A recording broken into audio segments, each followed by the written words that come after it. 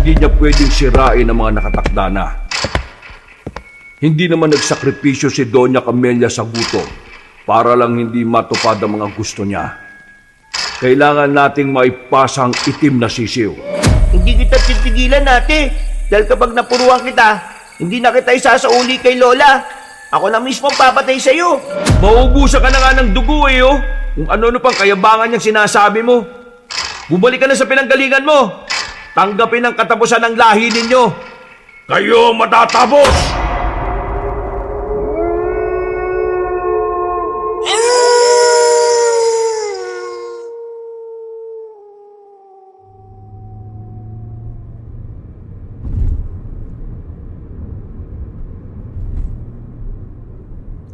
Ano ba naman to?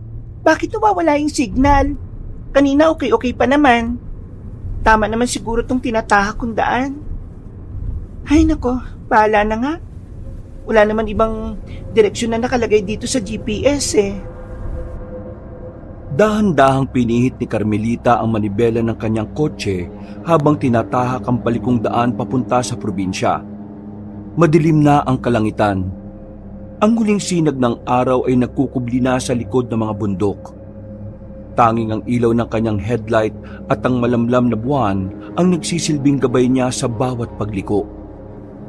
Mahaba ang kanyang biyahe mula Maynila at halos lagpas 3 oras na siyang walang pahinga sa pagmamaneho. Sa bawat kilometro ay mas nararamdaman niya ang layo ng syudad. Wala na ang mga matatayog na gusali. Napalitan ng makakapal na kagubatan at malalawak na palayan. At sa tuwing humahampas ang hangin sa gilid ng kotse, ay daman niya ang bigat ng katahimikan ng baryo. Konti na lang, girl. Feel ko malapit ka na sa katotohanan. Nagpatugtog na lang ulit si Carmelita dahil hindi siya sanay sa ganoong katahimikan. Masyado siyang nasanay sa ingay ng Maynila na panay ang busina, yabag ng tao at may ingay na boses ng mga kapitbahay. Dito, bawat tunog ng gulong laban sa batong kalsada ay tila sumasayaw sa kanyang pandinig. Ngunit hindi pa siya nakakahinga ng maluwag nang biglang isang motorsiklo ang sumulpot mula sa palikong bahagi ng kalsada. Mabilis ito at wala man lang babala. Halos mabangga ng kotse ni Carmelita ang rider, kaya napasigaw siya at agad niyang binigla ang pagpreno. Ay putot ko, Chinta. Anak ng tokwa naman oh. Dinig na dinig ang malakas na ugong ng gulong ng sasakyan na tila umaalingaw-ngaw sa payapang paligid. Napatilapon siya sa unahan ng kanyang upuan. Buti na lang at nakakabit ang seatbelt. Sa isang iglap naman ay bumaliktad ang motorsiklo at halos mahulog sa mababang bangin. Nakita niyang pumipiglas ang sakay nitong binata bago tuluyang sumubsob ang motor sa gilid. Diyos ko po, mahuhulog siya sa bangin. Wala nang inaksayang oras ang dalaga. Kagad niyang binuksan ang pinto ng kanyang sasakyan at mabilis na bumaba. Dahil sa nangyayari, ay ramdam niya ang mabilis na tibok ng kanyang dibdib. Nilapitan niya ang binatang nasa lupa. Gasgas ang braso noon at may dugo sa gilid ng noo. Pero nakatayo pa rin. Agad na sinilip ang kanyang motor na nakasalampak sa damuhan. Kalahating nakabitin sa gilid ng bangin. Nakahinga na ang dalaga nang makitang hindi naman pala napahamak ang sakay na motor. Kaya dahil dito ay nagsimula na siyang magalit. Ano naman? Kung nagkamali lang ako ng konti, pareho tayong patay. Bakit kasi nagmamadali sa pagdadrive mo? Motorista ka. Hindi mo ba naisip na dumadaan ka sa paliko? Sana naman nagdahan-dahan ka, di ba? Bakit? Kasalanan ko ba kung mabilis ka magpatakbo? Well, excuse me. Ako pa ngayon ang may kasalanan? Tingnan mo nga yung nakatumba mong motorsiklo. Kitang-kita naman na ikaw tong parang demonyong sumulpot sa liko na walang signal, walang preno, walang ingat. Anong klaseng pagmamaneho yon, ha? You tell me. Kung hindi ka siguro nakatingin sa daan at puro ka cellphone, baka hindi tayo nauwi sa ganito. Sira ulo ka pala no? Siguro nagse-cellphone ka talaga no? Hoy, excuse me ulit. Hindi ako tulad ng ibang driver. At saka, teka, tingnan mo nga yung braso mo at dumudugo. Kailangan mo linisan yan. Ayos ka lang ba talaga? Salamat sa concern, pero hindi na kailangan. Anong hindi na kailangan? Ang lakas kaya ng tagas Anong klaseng tao ka? Android ka ba? Ngunit hindi na sumagot ang tila misteryosong binata. Sa halip ay napako ang kanyang tingin sa malapit na kagubatan. Nag-iba ang ekspresyon ng kanyang muka na mula sa pangisi-ngisi lang kanina ay biglang naging matalim at seryoso na tila may nakikita sa kadiliman na gabi. Dahil dito ay napakunot ng noo si Carmelita. Pero sa kabilang banda ay tila nahiwagaan din siya sa biglang pagbabago na ikinikilos ng binata. Hoy, anong tinitingnan mo sa gubat? Hindi pa rin sumagot ang matangkad na lalaki. Sa halip ay lumapit yon sa motorsiklo at hinatak ito ng madalian. Pagkalaon ay sinubukan niyang paandarin ang nasabing sasakyan pero may nakita siyang tumatagas na likido. Kaya ibinalandra na lamang niya yon at dali-daling naglakad palayo. Iniwan niya na lang yung motor niya? Aba, ayos Hoy! Saan ka pupunta? Ano? Ganon-ganon na lang yon? Wala ka man lang pasasalamat sa akin Kung hindi ako huminto baka hilahot ka na sa bangin ngayon? Patuloy lang sa paglalakad ang misteryosong lalaki. Pero nanatili lang din si Carmelita na nakatayo at pinagmamasda ng estranghero. Pagkalaon ay saglit yung lumingon at tiningnan siya mula ulo hanggang paa. Saka muling bumaling sa madilim na gubat. Dahil dito ay tila may kung anong malamig na presensyang dumaloy sa batok ni Carmelita. Hindi niya maipaliwanag kung bakit. Pero para bang nakakaramdam siya ng kakaibang kilabot. Hindi siya madaling takutin, pero ang tingin ng lalaking yon ay parang may laman na hindi niya matukoy. Malamang dayuhan ka. Oo, galing ako sa Maynila ano ngayon? Bumalik ka na lang sa Maynila. Hindi ligtas dito. Nagtuloy-tuloy na sa paglalakad ang misteryosong binata hanggang sa tila maglaho na lang sa dilim. Naiwan namang nakatayo si Carmelita sa gilid ng kalsada. Hawak ang dibdib na mabilis pa rin ang pintig. Anong ibig niyang sabihin? Hindi ligtas dito sa lugar na to? Saan naman kaya banda? Ay, di man lang niya in-specific. Bahala na nga siya sa buhay niya. Binalikan ng dalaga ang kanyang kotse at mabilis na sumakay. Nang silipin niya muli ang lugar kung saan naglaho ang binata, puro dilim na lamang ang bumabalot sa dakong yon. Baliw yata yun Isa lang siyang baliw na probinsyano. Gayunpaman ay hindi na nawaglit sa kanyang isipan ang malamig na babala. At habang muling pinapandar ang kanyang sasakyan, ramdam niya ang bigat ng katahimikan. Mas nakakatakot pa kaysa sa aksidenteng muntik ng kumitil sa kanila ng lalaki kanina. Muling suminghap si Carmelita at ginalaw ang manubela. Dahan-dahan niyang tinahak ang malalim na liko na daan. Pagkalaon ay nagpatugtog na ulit siya. Tuloy ang buhay na parang walang nangyari. Hindi madaling matinag si Carmelita. Laking lungsod siya at sanay na sa matitinding sitwasyon. Sanay sa pakikipagsapalaran kahit nag-iisa. 2 taon din kasi siyang pumasok sa military kaya at kahit hindi natapos ay marami naman siyang natutunan na nagpatibay sa kanya sa pagharap ng hamon ng buhay. Hindi na naman kasi malaki ang kanilang pamilya at maaga rin siyang naulila sa mga kaanak. At kaya ngayon ay siya na lang ang natitirang tagapagmana ng kanyang lola Camelia. Kung tutuusin, yun ang dahilan kung bakit narito siya ngayon. dahil sa pamana. Ang bahay, ang lupa, at ang malawak na taniman sa nasabing probinsya. Habang lumalapit siya sa baryo, lalo niyang nararamdaman ang bigat ng paligid. Ang mga puno ay tila nakayuko. Ang mga kuliglig ay tila naglalabanan sa ingay. At ang hanging humahampas sa kanyang bintana ay may dalang malamig na hininga na parabang may kasamang bulong. Dahil dito, ay hinimas-himas niya ang rosaryong nakasabit sa rearview mirror, saka nag-sign of the cross. Lord, alam ko pong ikaw ang magagabay sa akin sa lugar na ito. Pagdating niya mismo sa arko ng baryo, sinalubong siya ng mga ilaw mula sa iilang bahay na nakakalat sa gilid ng kalsada. Ngunit kakaiba. Parang kulang sa sigla ang komunidad. Ang mga nakasilip na bata sa bintana ay mabilis na nagtatago nang makita ang sasakyan niyang dumaraan. Ang mga matatanda namang nakatambay sa tindahan ay saglit na tumingin. Saka muling binaling ang atensyon na parang wala silang nakita. What a friendly welcome!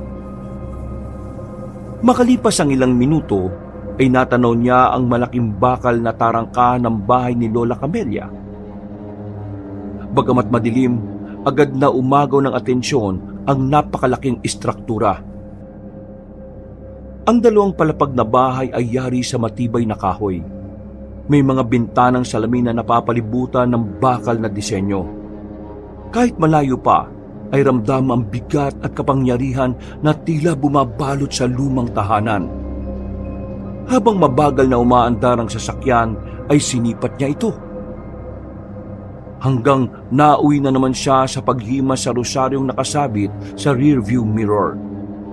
At sa huli ay muli siyang napa-sign of the cross. Oh God, save me! Pagbukas ng tarangkahan ay sinalubong siya ng isang babaeng nasa edad 50. Nakasuot ng simpleng duster ngunit malinis at maayos. Nagpark kagad siya sa isang gilid at bumaba ng sasakyan. Hinarap niya ang nasabing ginang na biglang yumukod bilang pagbati. Senyorita Carmelita. Opo, ako nga po. Kayo po si...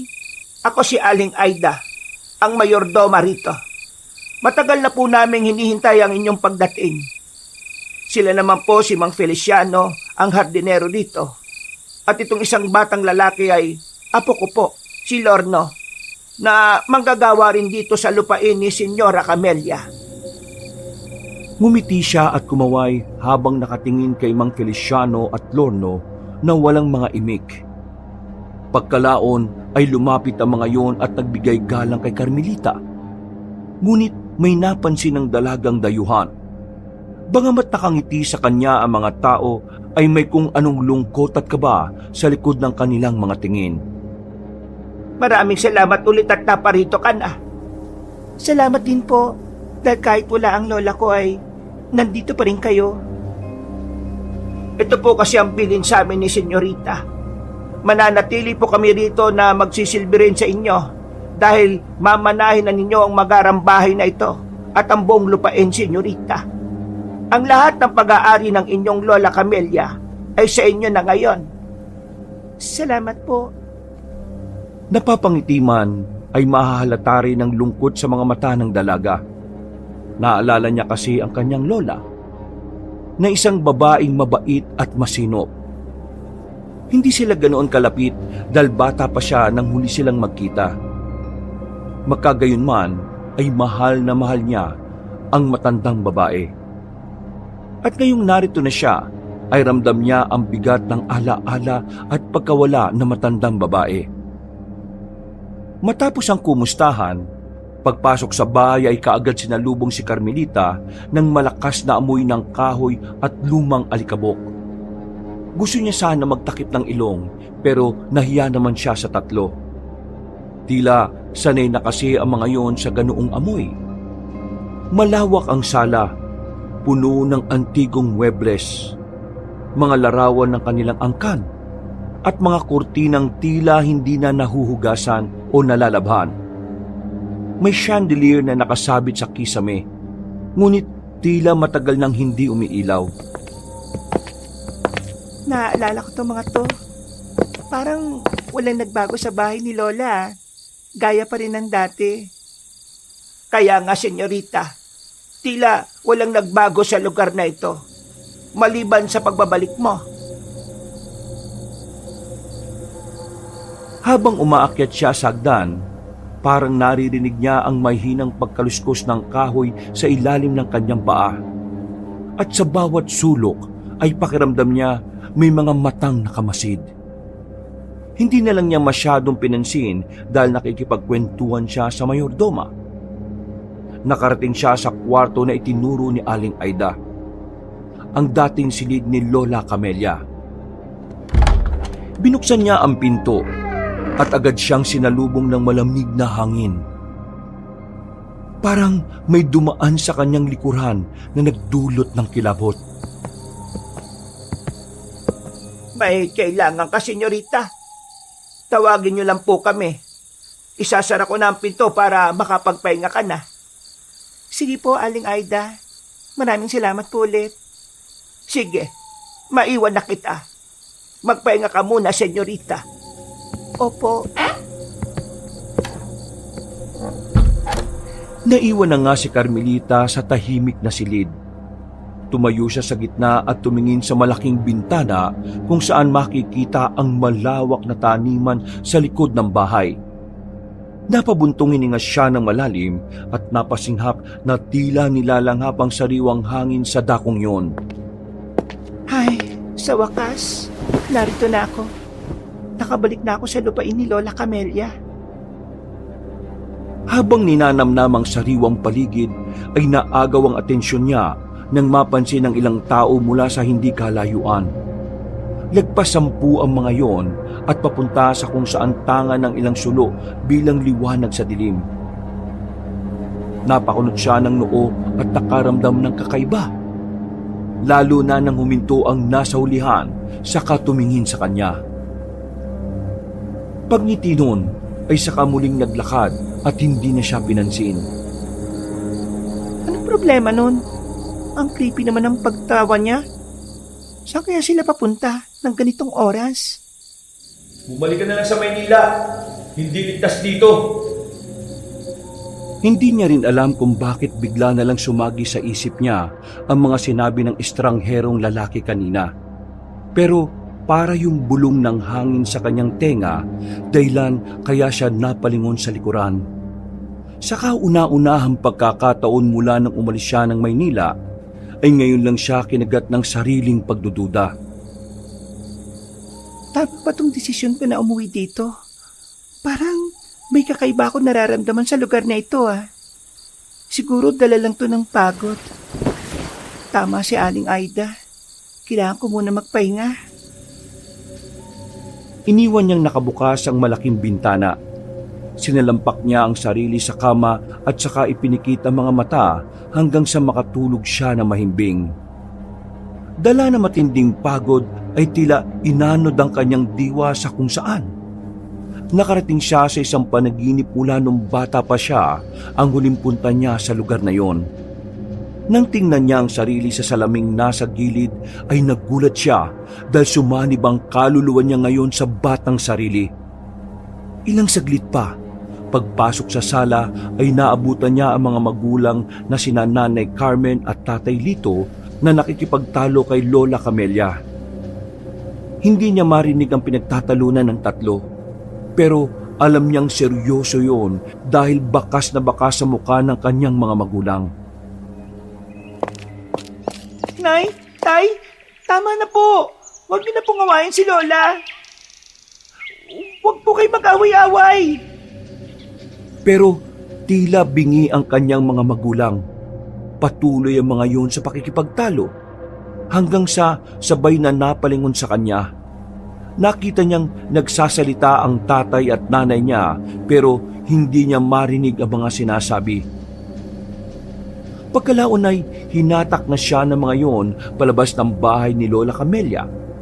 Nagpumigla siya dahil naawa siya sa matandang babae. Ayaw niyang umalis sa poder ng lola, pero ito ang paywatig ng kanyang mga magulang. Tay! Tay! Huwag po tayong umalis. Huwag po nating iwan dito mag-isa si Lola. Parang awa niyo na po. Mamamatay si Lola rito kapag mag-isa lang siya.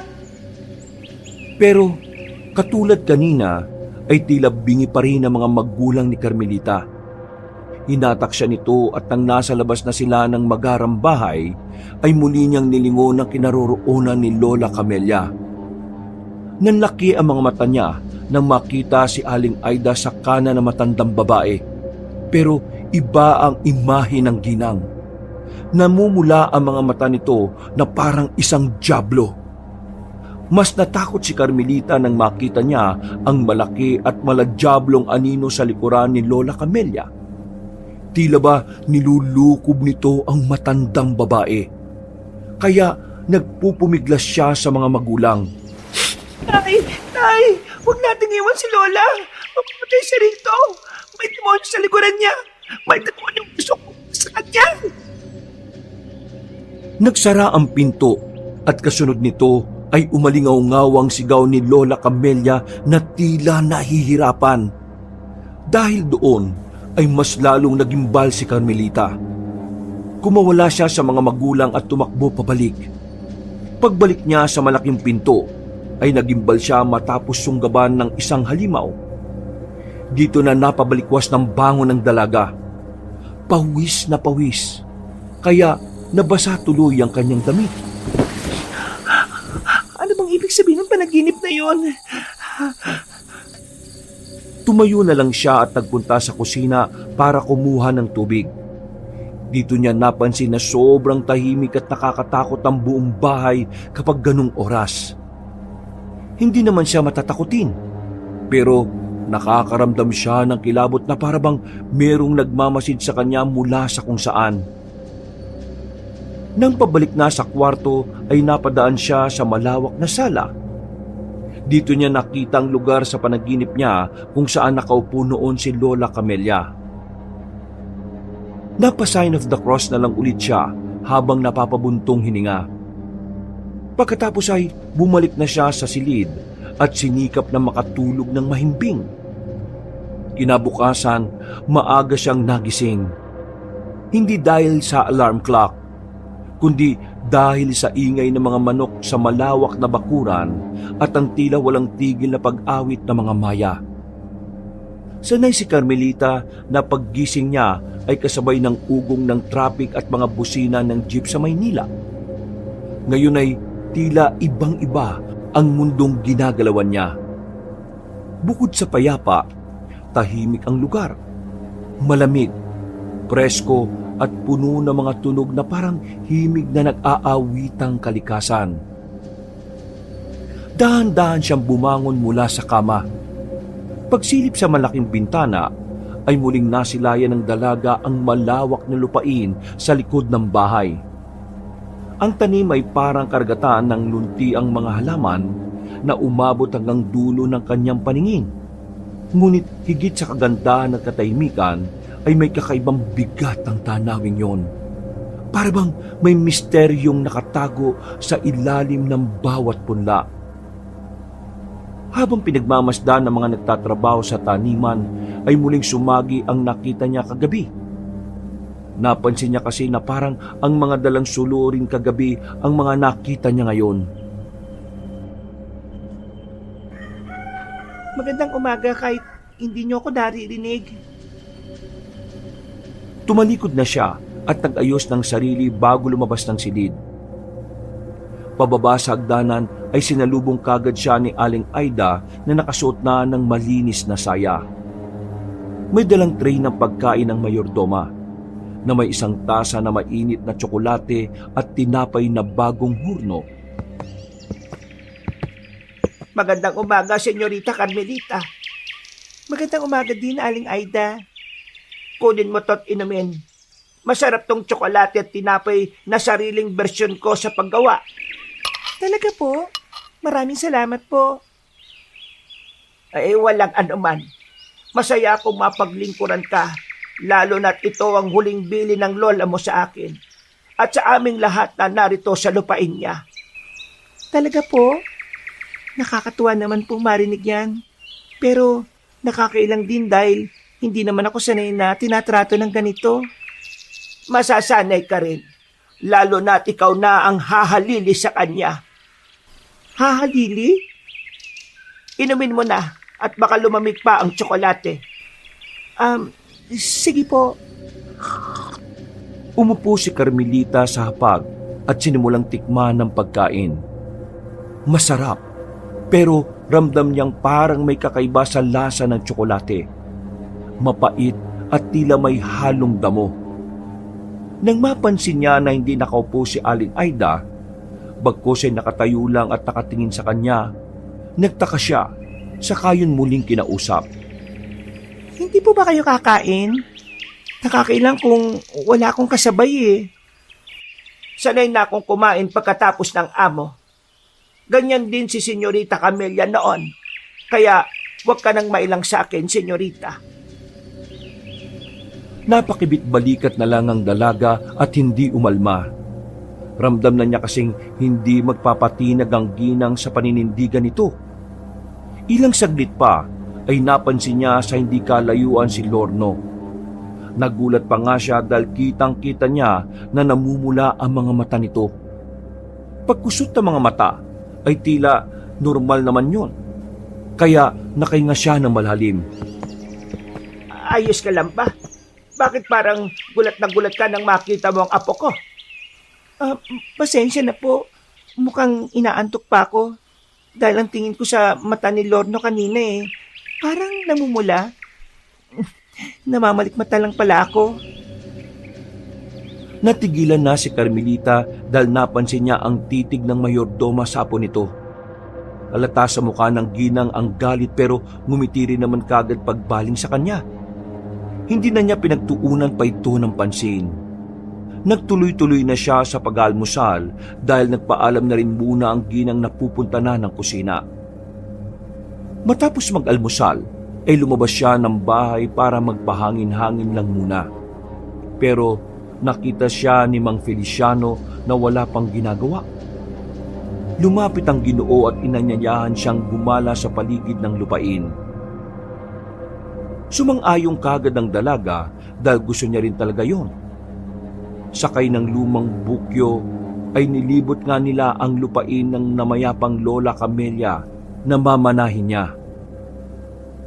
Nang nasa bukana ng mga gulayan, naiilang si Carmelita dahil sa tila kakaibang tingin ng mga trabahador sa kanya. Mang Feliciano, ganyan po ba talaga makatingin ng mga tao rito? Pagpasensyahan mo na at huwag mo na lang silang pansinin, senyorita. Ganyan talaga sila makatingin lalo na't alam nilang apo ka ni Doña Camelia. Kilala po nila akong lahat? Oo naman. Alam ng lahat dito kung sino ka.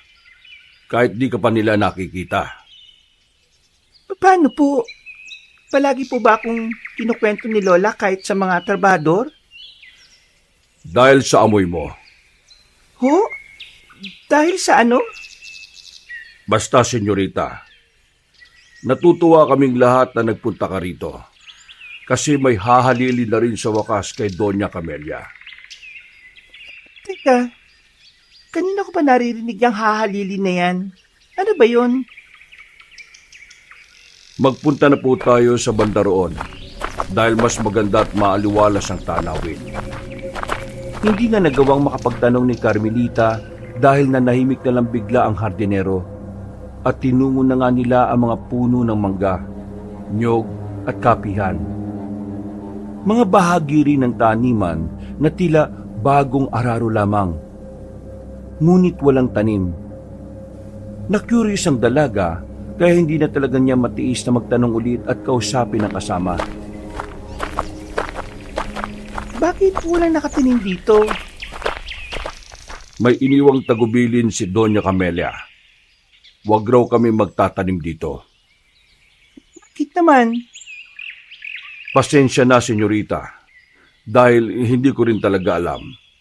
Pero mabuti na lang. Sinusunod namin ang sinabi ng lola mo.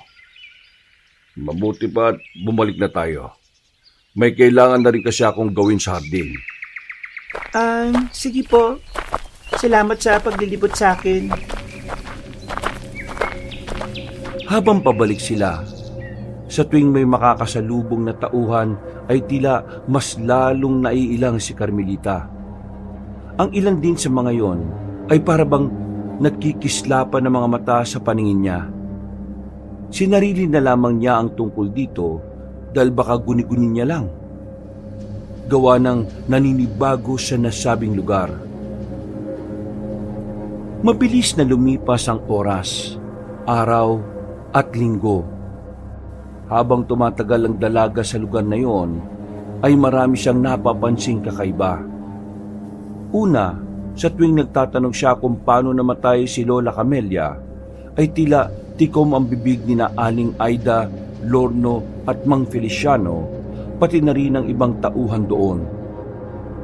Pangalawa, ay makailang beses na niyang napapansin na tila ba palaging may nakatingin sa kanya mula sa kung saan, lalo na kapag nasa loob ng magarang bahay, sa kwarto, sa kusina, sa banyo at sa kung saan-saan.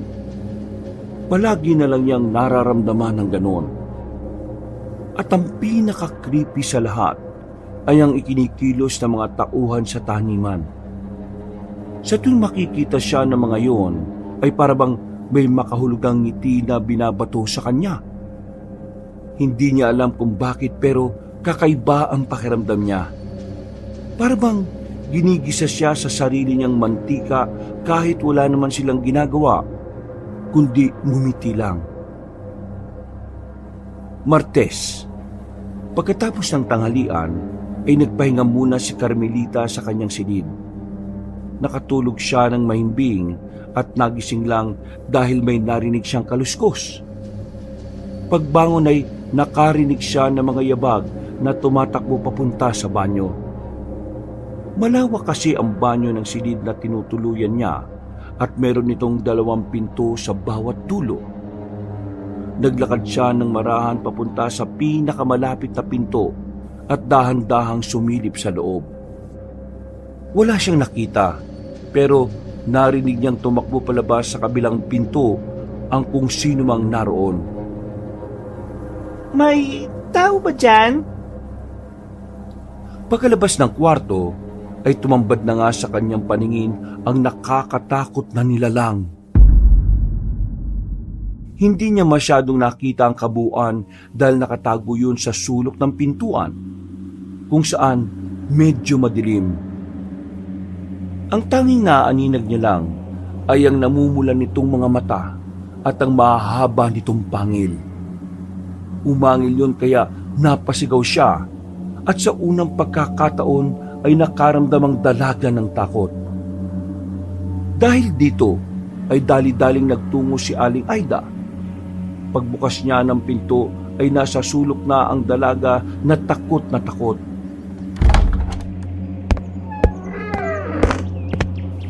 Ano po nangyari, senyorita? May nakita ko roon.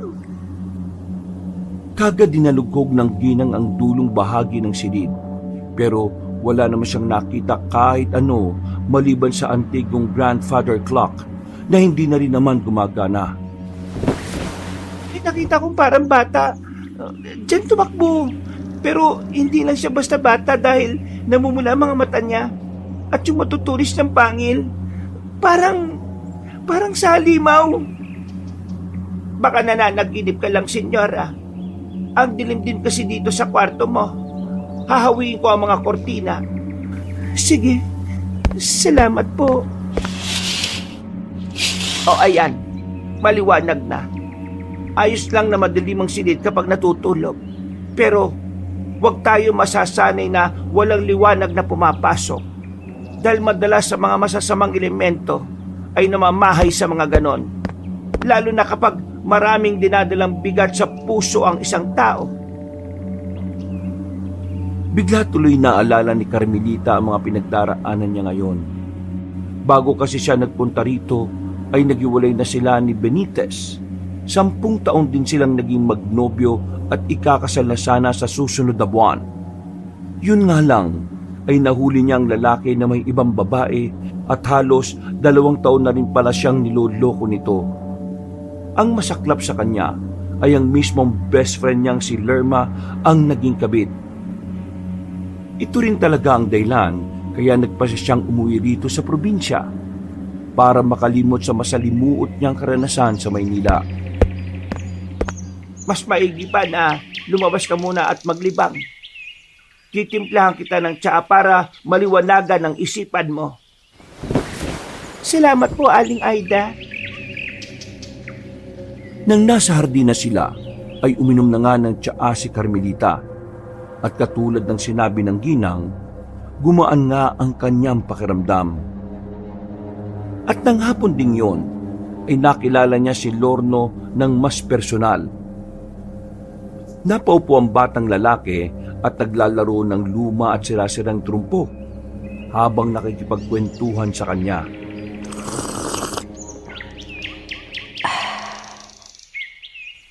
Ilang taong ka na?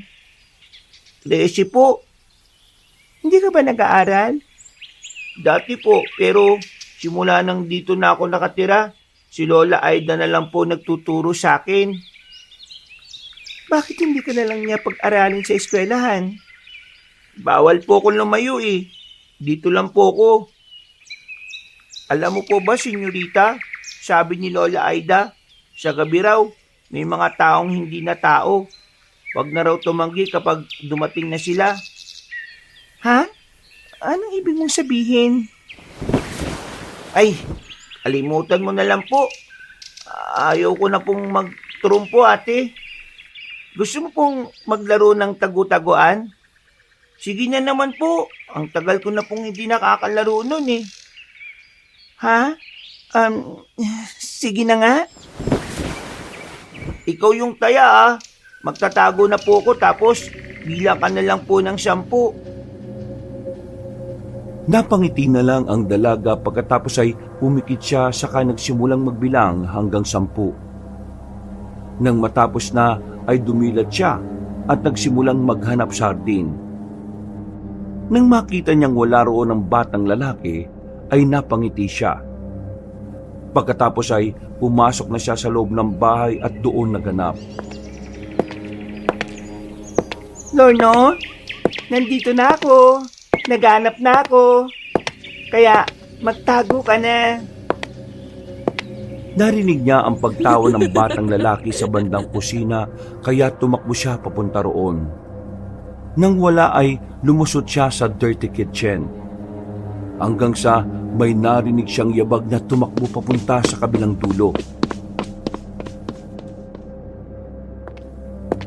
Huli ka! Pagtingin ay wala siyang nakita kundi nakabukas na pintuan pababa sa storage room. Lumapit siya roon at tuminto sa harap. Nag-alangan kasi siya at naisip na hindi naman bababa si Lorno roon. Pero bago tumalikod ay nakarinig na siya ng kaluskos. Dahil tuloy doon ay nagdire-diretso na siya pababa. Binuksan niya ang ilaw pero hindi naman gumagana. Kaya ang flashlight na lang ng cellphone ang ginamit niya. Dala niya pa rin ito kahit hindi masyadong nagagamit dahil sobrang napakahina ng signal sa lugar. Lorno, nandito na ako. Kaunti na lang mahuhuli na kita. Natigilan siya na maglaglaga ng ilang gamit sa bandang likuran. Pagtapat ng ilaw doon ay meron siyang naaninag na imahe sa pinakadulo. Huli ka na! Napahawi ang ngiti niya nang biglang tumayo ang nagsabing imahe. At ganun na lang ang gulat niya dahil halos kasing laki na niya ito. Bukod doon ay narinig niya ang paggaraldal nito na parang isang mabangis na hayop. Pero nagtataka pa rin siya dahil parehong-pareho ng damit ni Lorno ang suot ng nasabing nilalang. Sino ka? Pagharap ng nilalang ay doon na nga nagimbal nang makita ang itsura nito. katulad ng nakita niya sa kwarto. Mapupula ang mga matang nanlilisik, mahaba ang pangil, naglalaway at napakapangit ng pagmumukha. Guni-guni lang kita. Hindi ako guni-guni. Totoo ako. Napasigaw sa takot si Carmelita na narinig kagad ni na Aling Aida, Mang Feliciano at ng iba pang tao na nasa dirty kitchen.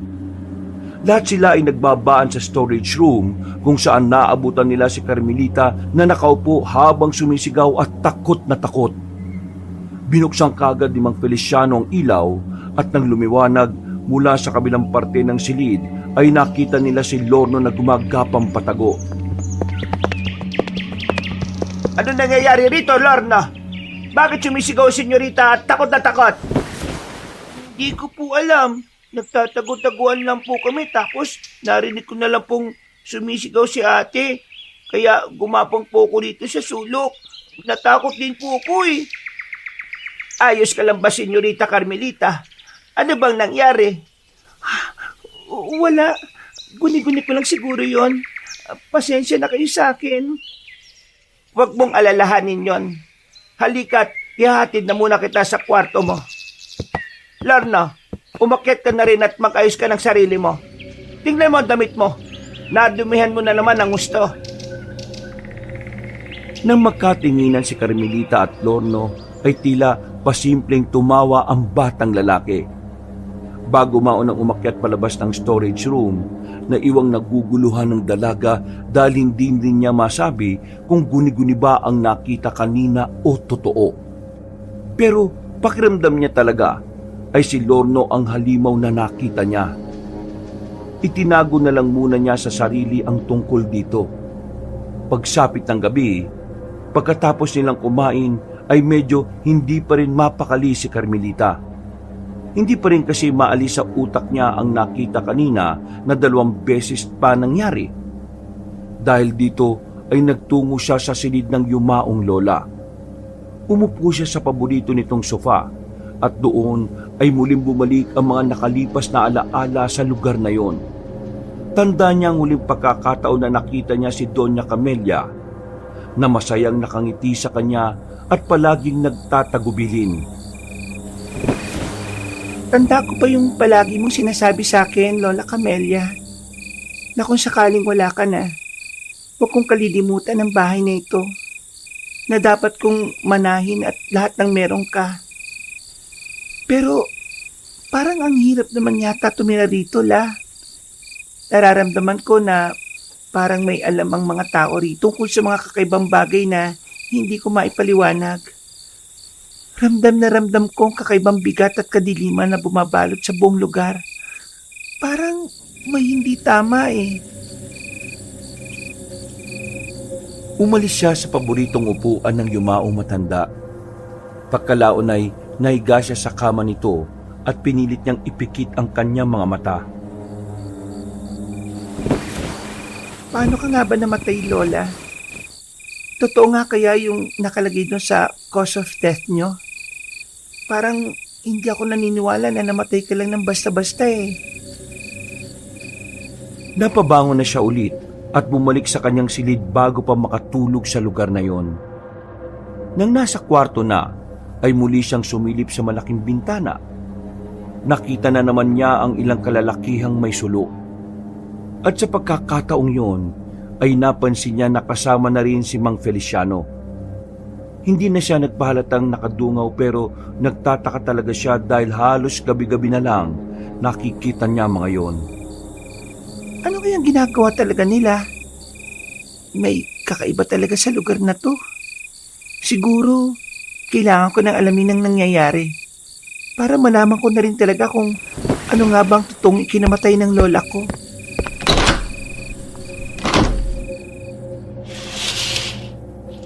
Isinara na niya ang bintana at hinawi pa loob ang kortina. Pagkatapos ay sinikap niyang makatulog. Pero hindi madalaw-dalaw ng antok si Carmelita. Kahit nakapikit na, pakiramdam niya ay may matang nakamasid na naman sa bawat sulok ng kwarto. Binuksan niya ang ilaw at eksaktong napatingin sa lumang grandfather clock na nasa pinakasulok. Naalala niyang bigla ang tungkol sa nilalang na nakita roon. Kaya may kung anong pumasok sa utak niya. 2 beses ko nakita ang halimaw na yon. Tapos, palaging may nakatingin sa akin kahit saan ako magpunta. Hindi kaya may sikretong silid dito sa bahay si Lola? Lumapit siya sa lumang orasan. Nang hahawakan na niya ito, ay nakarinig siya ng malakas na kalabog. Pagkatapos ay merong humuni mula sa labas ng bintana. Para itong mahinang iyak ng bata na humahalo sa hampas ng hangin. Nagmadali siyang lumapit doon at tumawak sa kortina sa kamarahang sumilip. Nakakita siya ng tila malaking ibon na lumilipad palayo. Dahil sa takot ay hinawi niya ulit paloob ang kortina. At habang lumalalim ang gabi ay tila mas tumitindi ang mga kakaibang pangyayari sa bahay ni Lola Camelia. Walang ano-ano ay nakarinig naman siya ng malakas na kalabog na pagkatok sa pinto ng kanyang silid. Sino yan? Aling Aida? Mang Feliciano? Lorno? Makailang beses pang naulit ang malalakas na pagkalabog bago nawala ng tuluyan.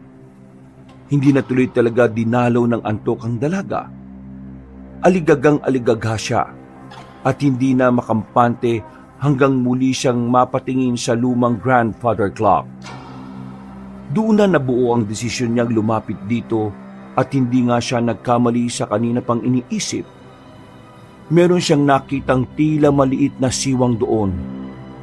Tinulak niya ang malaking orasan hanggang sa makita ang maliit at sikretong lagusan.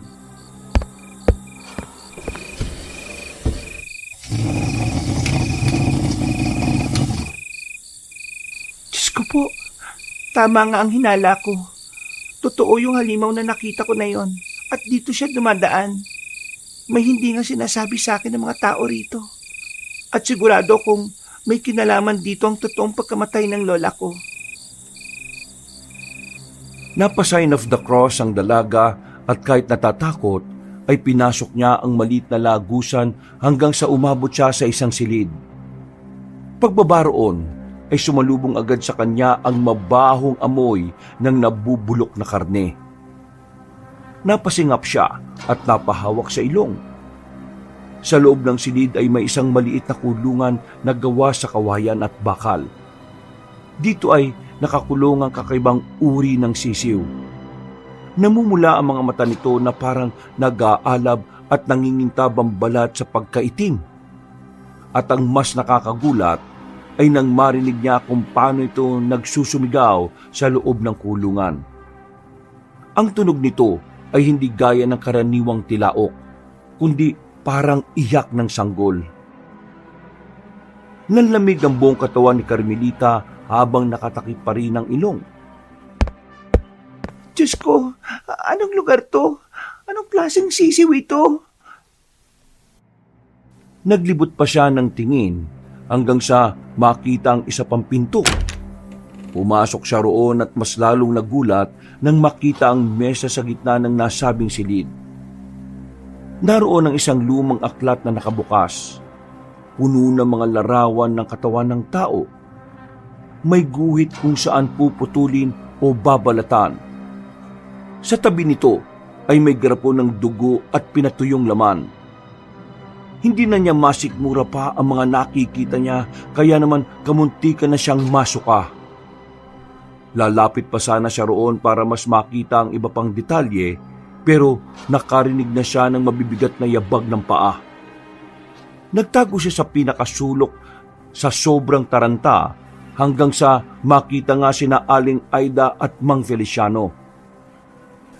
Anong ginagawa nila rito? Aida, nahuli ko na naman ang apo mo. Mabuti na lang at nakagawa ko ng paraan para malis ng direksyon ng senyorita. Ilang beses na kitang sinabihan na bantay mong mabuti si Lorno. Alam mo naman na hindi ko mapigilan ng batang yon. Gustong gusto niya talagang matikman. Itali mo muna siya. O ikulong. Hanggat hindi pa natutupad ang misyon natin. Alam ko naman yon, Feliciano. Pero hindi ko pwedeng gawin ang gusto mo. Baka kapag ginawa ko yon, ay lalong magwala ang batang yon. Baka mas lalo lang tayong mabuko sa paglipas ng mga araw.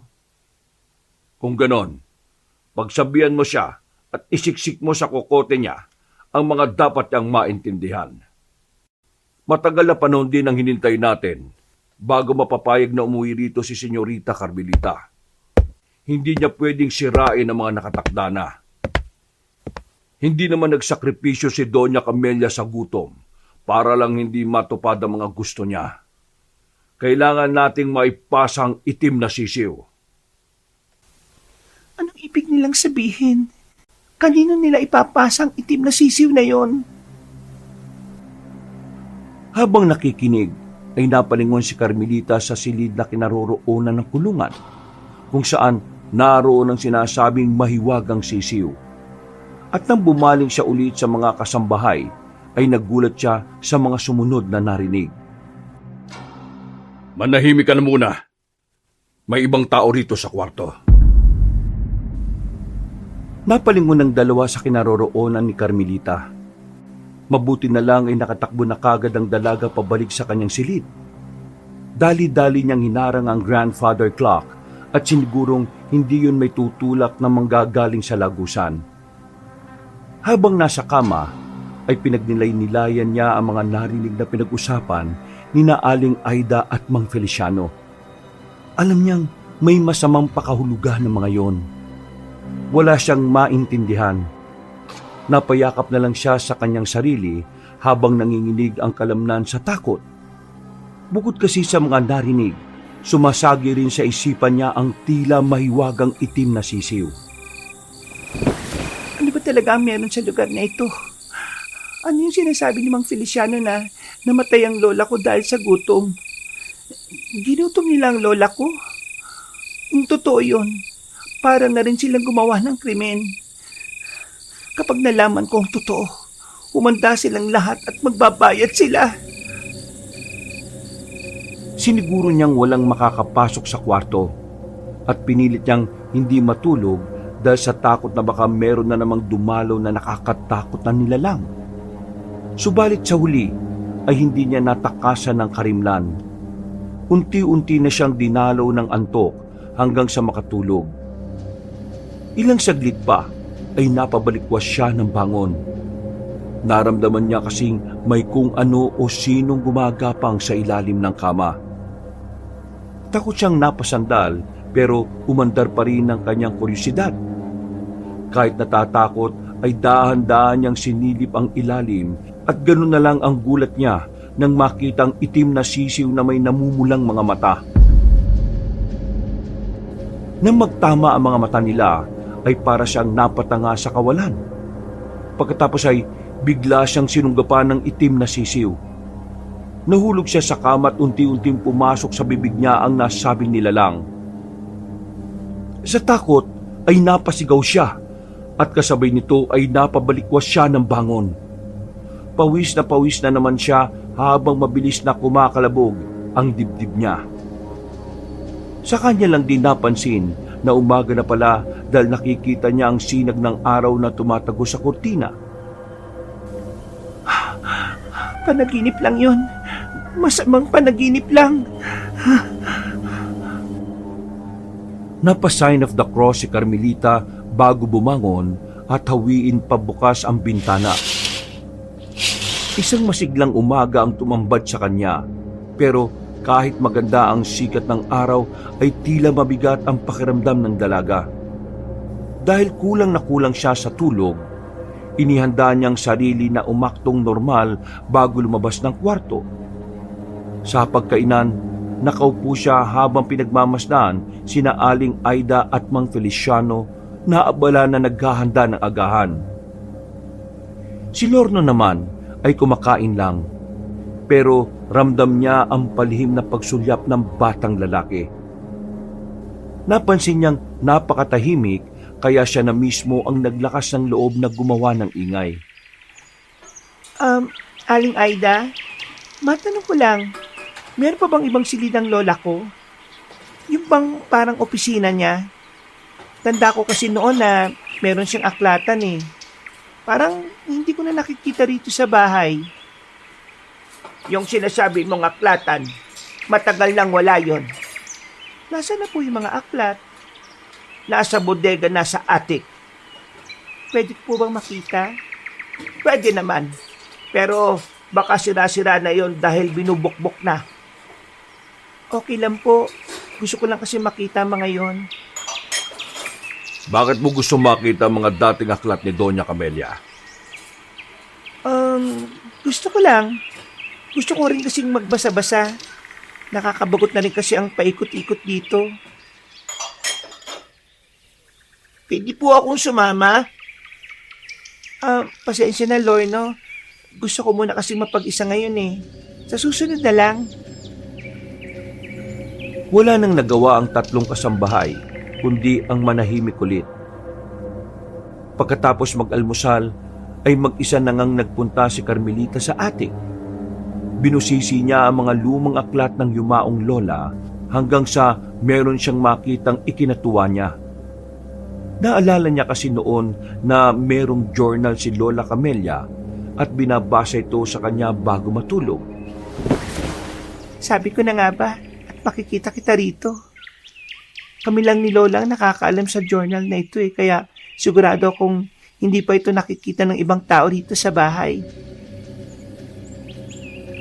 Pinagpagan niya muna ang journal bago buksan. Habang binabasa ay inalala niya ulit ang mga panahong kasama niya ang pinakamamahal na lola. Medyo mangiyak-ngiyak pa siya sa mga unang pahina. Subalit napawi ang mga luha na yon pagdating niya sa bandang kalagitnaan. Nagulat siya dahil mas marami na ang nakakatakot na simbolo kaysa sa sulat. Napakunot siya ng noo habang napapahawak sa dibdib. May kakaiba kasi siyang nararamdaman habang pinagmamasdan ng mga naturang simbolo. Ano itong mga simbolo na to? Anong ibig sabihin nito at bakit to sinulat dito ni Lola? Paglipat ng pahina ay muli siyang nakakita ng sulat, pero hindi na to kasing ayos sa mga nauna. Umupo siya habang nakahawak pa rin sa dibdib. Mas lalo lang kasing kumabog ang kanyang dibdib dahil sa kakaibang kutob. Para makaligtas ako sa karamdaman, pumayag ako sa kagustuhan nila. Nilulun ko ang itim na sisiw dahil gagaling daw ako kapag ginawa ko yun. Gumaling nga ako pero kapalit naman ng mga to ay ang pagkauhaw ko sa sariwang dugo at kanin ng tao. Niloloko nila ako. Saka ko lang nalaman na galing pala sa kadiliman ng itim na sisiw. Ngayon ay mamamatay lang ako sa dalawang bagay. Kapag tumigil ako sa pagkain ng sariwang dugo at karne o kung isasalin ko ang itim na sisiw. Pero mas pinili ko ang nauna para kusa na lang lumabas sa katawan ko ang sumpa. Naalala tuloy ng dalagang itim na sisiw na nakita niyang nakakulong sa sikretong silid. Napagtagni-tagni niya ang mga ito maging ang pag-uusap ni na Aling Aida at Mang Feliciano. Pagkalaon ay patuloy niyang binasa ang susunod na pahina. Naging emosyonal siya sa parting yon dahil habang nagbabasa, sana lang ay makarating sa puko ang sulat ko. Hindi na siya dapat bumalik sa lugar na ito kapag namatay ako. Pabayaan na niya ang lupain na ito kaysa maging katulad din siya ng mga nilalang ng kadiliman. mangiyak-ngiyak na natutok ni Carmelita ang bibig matapos malaman ng mga ito. Hindi niya talaga sukat akalain na ganito katindi ang kadilimang bumabalot sa lupain ng pumano niyang lola. Kung ganun, hindi nga totoong namatay ang lola ko dahil sa pagkadulas. Namatay siya sa gutom at mas pinili niyang hindi na kumain ng sariwang dugo at karni ng tao. Aswang si Aling Aida at Mang Feliciano, pati ang apo nilang si Lorno. Siya ang aswang na nakita ko ng 2 beses at balak nilang ilipat sa akin ang itim na sisiw na yon. Diyos ko po. Gulong-gulo ang isip ni Carmelita nang bumaba sa attic. Para makahinga ng maluwag, ay lumabas siya ng bahay at naglakad-lakad sa paligid ng taniman. Hindi siya nagpakita sa mga tao dahil natatakot siya kung sino na nga ba ang dapat pagkatiwalaan sa lugar na yon. Pero sigurado na siyang hindi na niya pwedeng pagkatiwalaan sila Aling Aida, Mang Feliciano at Lorno. At dahil sa lalim ng kanyang iniisip, ay hindi niya na malayang malayo na pala siya sa parte ng taniman. Sa matatayog na maisan, nakita niyang isang mayabong na puno at doon siya nag-isip-isip hanggang sa nakaidlip pala siya at nagising siya ng bandang 2:00 ng hapon. Nagmuni-muni ulit siya hanggang sa muling naalala ang totoong huling habilin ng kanyang lola. Ano bang ginagawa ko sa lugar na ito? Dapat umalis na ako rito, katulad ng sinabi ni Lola. Nagmadali na nga siya sa paglalakad pabalik sa magharang bahay para kunin ang kanyang mga gamit. Subalit ilang saglit pa ay meron siyang narinig na mabibigat na yabag mula sa likuran. Paglingon sa likod ay wala namang tao. Kinutuban na ang dalaga kaya mas lalo siyang nagmadali. Patakbo ang ginawa niya hanggang sa may nahagip siya ng tingin sa bandang kanan. Pagkalaon ay unti-unti na yung lumantad. Isang nilalang na hindi niya akalaing totoo.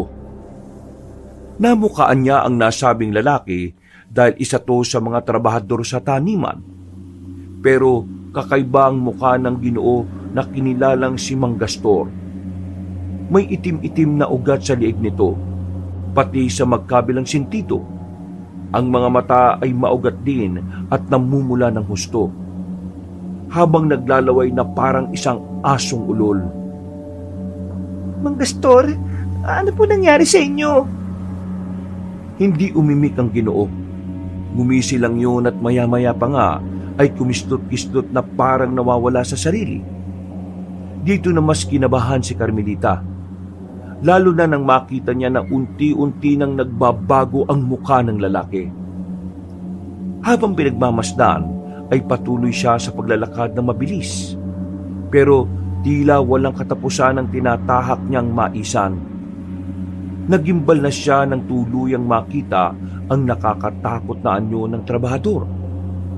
Mangitim-itim ang balat nito at tila mas lalong naging matipuno. Ang mga mata ay nanlisik at mas lalong namula na parang galing sa impyerno. Pagngisi ay lumantad ang matatalim nitong mga ngipin na handa ng manakmal. Pati ang mga kuko na singtalim ng bagong hasang kutsilyo.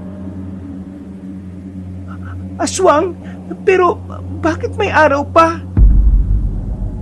Sumugod si Mang Castor at sa sobrang pagkataranta ay nadapa pa naman ang dalaga. Nang sunggaban na siya ng aswang, ay dali-dali siyang nakagapang palayo. Bumangon siya at tumakbo sa mismong maisan para matakasan ng halimaw.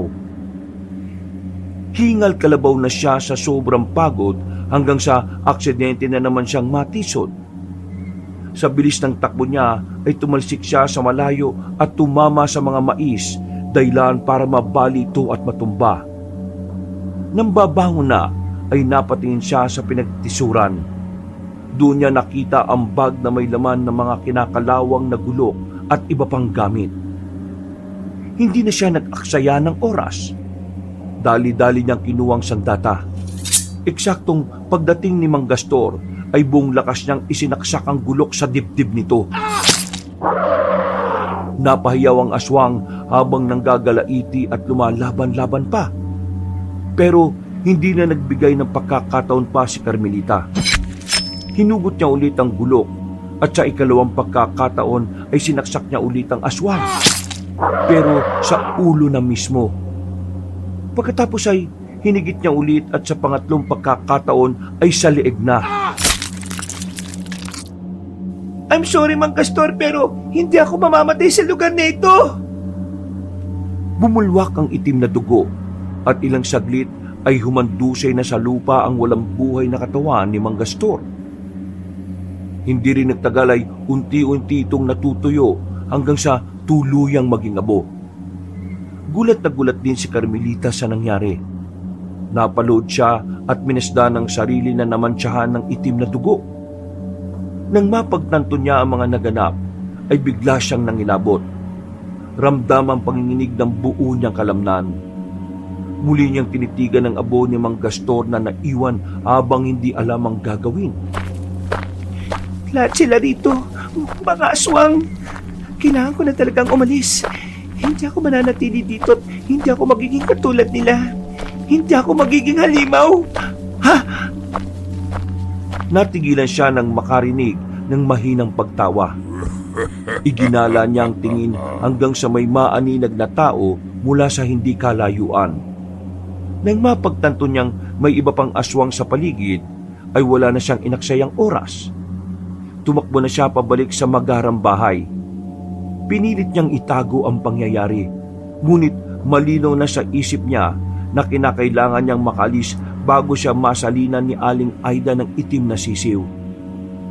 Ngunit hindi niya alam na mula sa bintana ng ikalawang palapag, nakamasid si Aling Aida. Seryoso at malamig ang tingin ng ginang sa kanya na tila ba alam na ang kanyang ginawa. Kinuha na niya ang mahalagang gamit at ang madaling nagtungo sa kinaroroonan ng kanyang kotse. Pero ganun na lang ang gulat niya dahil flat na ang lahat ng gulong nito. Pagtingin niya sa likuran ay naroon na si Aling Aida, kasunod si Mang Feliciano at Lorno. Sinong kumuha nito sa gulong ng sasakyan ko? Hindi rin namin alam. Yan nga sana ang sasabihin namin sa iyo. Teka, anong nangyari sa iyo? Bakit may itim na mantsa ka? Tumigil na kayo sa pagpapanggap. Alam kong may kinalaman kayo sa pagkasira ng gulong ng kotse ko. Kahit sa pagkamatay ng lola ko. Alam ko na ang totoo dahil nabasa ko ang journal niya. Kuminahon ka, senyorita. Huwag kayo lalapit sa akin. Subukan nyo lang mga halimaw kayo dahil matutulad kayo sa pinatay kong aswang kanina.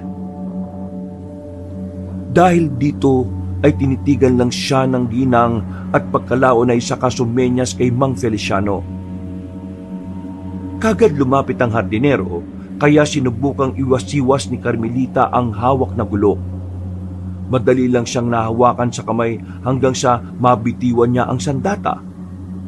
Nakipagpambuno pa ang dalaga pero mas malakas sa kanya ang hardinero. Sa huli ay binigyan siya ng malakas na suntok sa sikmura hanggang sa mawalan nga siya ng malay tao.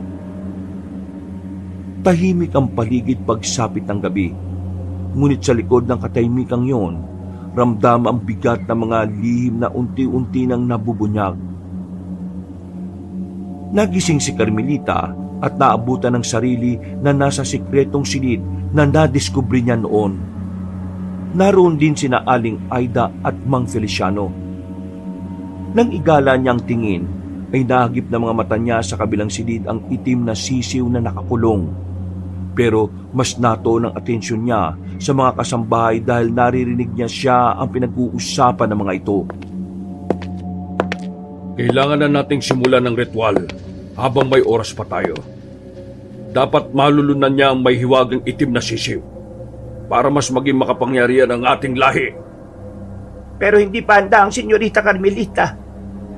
Nakita mo ba kung paano niya ginustong tumakas kanina?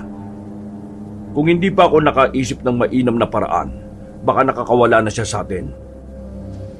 Matagal nang walang nilulukuban ng mahiwagang itim na sisiw at kapag tumagal pa, baka bumalik na ito sa ninunong kabunan.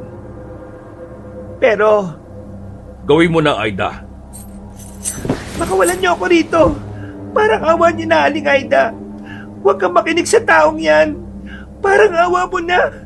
Huwag mong isalin sa akin ng itim na sisiw, pakiusap. Ayaw ko maging isang aswang. Kung hindi mo gagawin, Aida, ako na ang gagawa. Hindi mo pwedeng gawin yan, Feliciano. Pwede. At gagawin ko. dahil naghihintay na ang mga kalahi natin sa labas. Kailangan na nila ng bago mamumuno at magbibigay ng lakas sa kanila. Hindi mo ba naiisip na baka matulad lang siya kay Doña Camelia? Ang kailangang tumanggap ng itim na sisiw ay handang makipagkasundo sa kadiliman. Hindi nakinig si Mang Feliciano. Nagdire-diretso na siya sa kanyang silid para kunin ang mahiwagang itim na sisiw. Nagkakakawag naman si Carmelita at nagmamakaawa ng gusto kay Aling Aida hanggang sa tila mahabag ang mayordoma. Dali-dali niyang kinalaga ng dalaga at nang matapos ay eksakto naman na nakabalik na si Mang Feliciano. Dahil dito ay naggalit ang hardinero at napaangil. Wala na ring napagpilian ng mayordoma kundi ang umaksyon ng alam niyang tama at nararapat. Binundol niya ang lalaki at pareho silang natumba sa sahig.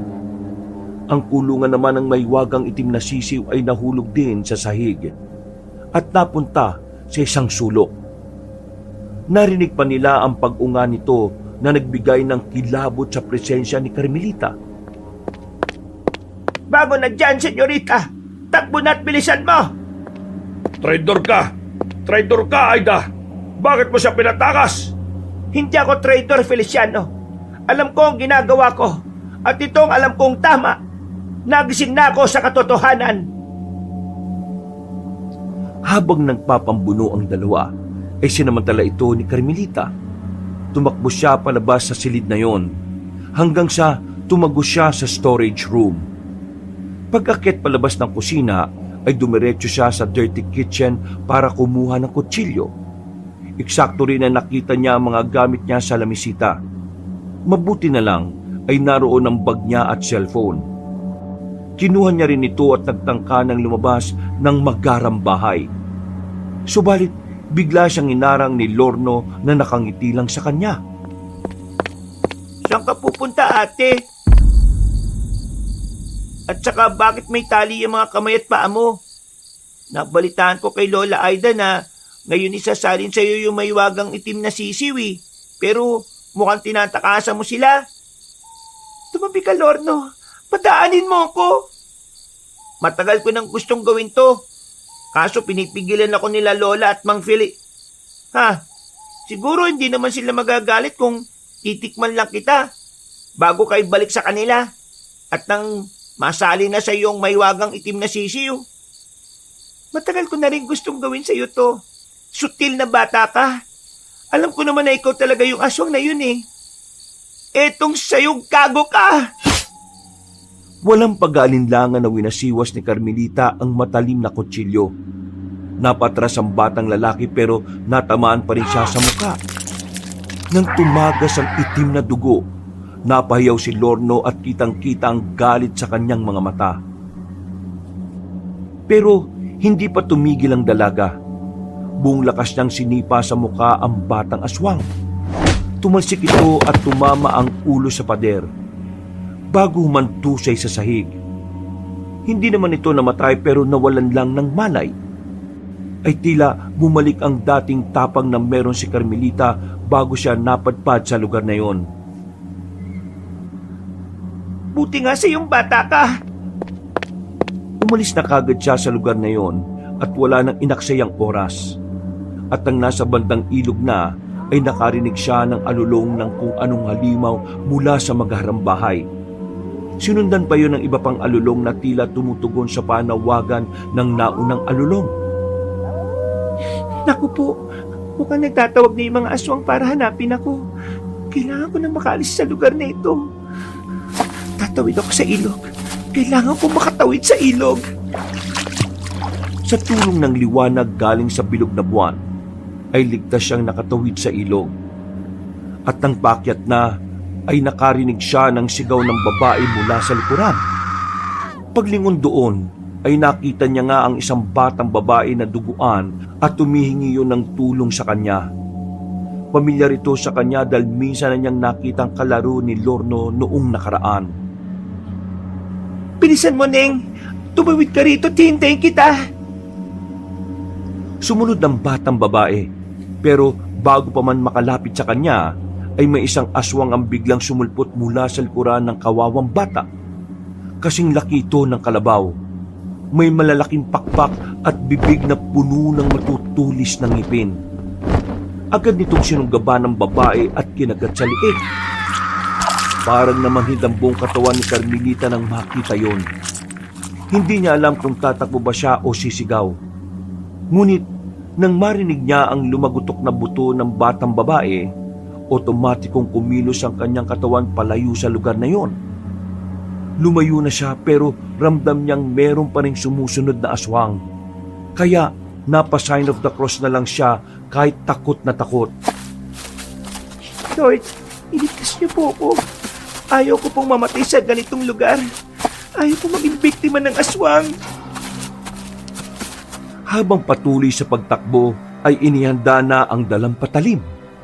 Maya-maya pa ay may lumipad sa harapan niya na lasog-lasog ng katawan. Natigilan siya at napatingin dito. Natutup niya ang bibig nang makitang ito yung kawawang batang babae kanina. Diyos ko po, ang lala! At kasunod nito ay ang pagdating ng aswang. Tuwang-tuwa ito at tila hindi pa nakontento sa kinain na batang babae.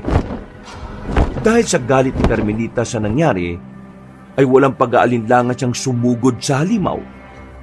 Dito na numbalik ang mga natutunan niya sa 2 taon sa military. Hindi niya rin napaniwalaan ng sarili na makikipagtagisan siya ng bilis at lakas sa malaking aswang. Nagpatuloy ang matinding bakbakan. Ang aswang ay nagpakawala ng malalakas na hampas ng pakpak nito. Halos mabuwal ang dalaga. Mabuti na lang ay nakakubli siya sa isang puno at ginawa niyang magandang pagkakataon ng bagay na yon. Umikot siya at mabilis na sinaksak ang halimaw sa tagiliran. Nang ito ay napahiyaw at tumingala, ay dali-dali niyang tinaga ang liig nito. Mamamatay ka! Mamamatay ka! Nanlaban pa ang aswang, pero mas lalo niyang diniinan ng mahabang kutsilyo at saka kinalikot mula sa loob. Mas lalong bumulwak ang itim na dugo hanggang sa mapanhod na ito. Nang mahawakan siya sa ulo, ay huli na ang lahat dahil nawala na to ng buhay at lumagpak sa lupa kasama niya. Dali-dali bumangon si Carmelita. Duguan at hinihingal habang nakatingin sa aswang na unti-unting nagiging abo. Hindi ako mamamatay dito. Dahil hindi ako papabayaan ng Diyos. Habang pinupunasan niya ang itim na dugo sa kamay at sa muka, saka siya tumingin sa kalangitan. Ang maliwanag at bilog na buwan ay saglit na nawala, at nang bumalik ito ay nakarinig na siya na magkakasunod na alulong ng kung anong nilalang sa hindi kalayuan.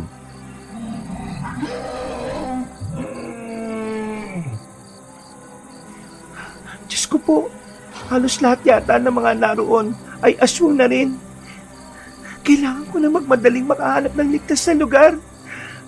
Anong gagawin ko? Saan ako pupunta? Nagpatuloy na siya sa pagtahak ng daan at habang tumatakbo ay iniisip niya ang mga ginagawa noong nagsasanay siya sa military. Nagmasid-masid siya sa paligid para makita kung tama ang lugar na tinatahak niya. Nang makaramdam ng pagod ay saglit siyang tumigil at sumandal sa gilid ng mayabong na puno. Ilang beses siyang huminga ng malalim para mapakalma ang sarili at makapag-isip ng tama. Nang makaramdam na ng kaunting kaginhawaan, ay tumakbo na siya ulit. Malapit na ako sa ligtas na lugar. Kaunting tiis na lang. Mararating ko na ang kalsada. Pagdating doon ay papara ako ng sasakyan na dadaan. Siguradong may tutulong sa akin. Hindi ako susuko. Hindi ako susuko. Uuwi ako sa amin at hindi ako magiging aswang katulad ng mga gusto mangyari nila. Napuno siya ng determinasyon subalit naputol ito nang mula sa likuran ay bigla siyang sinunggaban ni Lorno. Nasaan yung aswang na ang batang lalaki at kitang-kita ang galit sa mukha nito. Nagpagulong-gulong sila at dahilan na rin kaya nabitiwan niya ang sandatang hawak. Mabuti na lang din at nabundo sila sa isang puno kaya nakabitiw sa pagkakakapit sa kanya ang batang lalaking aswang. Pero nakalmot siya noon sa hita, kaya nahirapan siyang makatayo kaagad. Kumapit lang siya sa gilid ng puno at nang mapalingon kay Lorno ay ganun na lang ang pagkabigla niya. Tingnan mo ang ginawa mo sa mukha ko, Ate Carmelita. Wala akong paki sa nararamdaman mo, aswang ka. Salbahay ka. Dahil dyan papatayin kita. Papatayin kita at pagpipira-pirasuin ko ang katawan mo. Bibiyakin ko ang katawan mo at kakainin ko ang lahat ng laman loob mo. Dudukutin ko rin ang mga mata mo at tigitin ang dila mo. Ah! Napatras ang batang aswang dahil tinamaan siya ng malaking bato sa ulo na hinagis ni Carmelita. Tumagas na naman ang itim na dugo kaya mas lalo siyang nagalit. Wala na rin sinayang na oras ang dalaga. Mabuti na lang ay nakita niya kagad ang kutsilyo dahil sa kinang nito. Kinuha niya yon habang nagtatantrum pa ang batang aswang. Umanda ka sa akin! Papatayin kita, ate! Uunahan na kitang pangit kang aswang ka! Muling binato ni Carmelita ang aswang. Makakasunod at di niya hinayaang makaporma ito. Galit na galit naman yon kaya mas lalong naging agresibo. Nagtago siya sa gilid at muling bumato. Pagkatapos ay saka niya sinalakay ang halimaw. Sinaksak niya ito sa tagiliran at sapul na sapul yun. Sinundan niya pa ang pagsipa. At muli na namang tumama ang ulo sa gilid ng puno at nawala ng malay. Tutuluyan na sana ng dalaga ang batang lalaking aswang pero naawa pa siya rito kaya tumakbo na lang siya papalayo. Hanggang sa may makita siyang maliit na bahay. Nakabukas ito at halatang walang tao kaya dali-dali siyang pumasok sa loob. Nagganap ng mapagtataguan at doon muna nagpahinga. Mabigat ang katahimikan ng gabi at ang mga kuliglig sa paligid ay tila ba nag-aanyaya ng panganib. Habang nagpapahinga ay alerto ang dalaga. Maigpit ang pagkakahawak sa kutsilyo upang kung may muling sumalakay ay mabilis siyang makakapalag.